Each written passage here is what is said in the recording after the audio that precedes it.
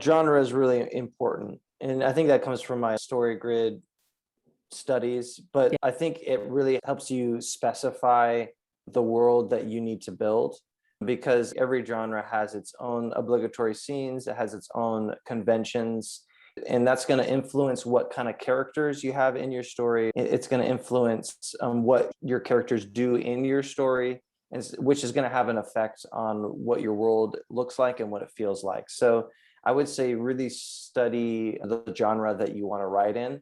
And when you have a good idea of what that genre looks like and what other people have done in that genre, you can twist it and change it for your own story so that it's new and refreshing, but it's also easy to connect with for readers who are looking to read in that genre.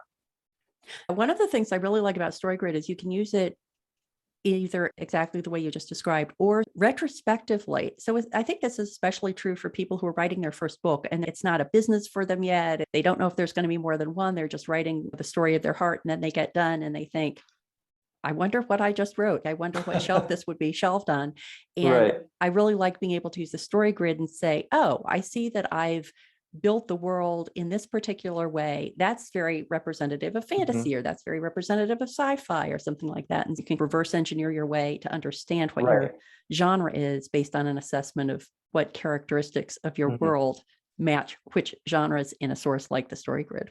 Which is actually what I did. I wrote the story and then I had only just started learning about story grid. So I used it to define where my story fit and to refine it as well and to make it something that was more engaging and more, readable for people.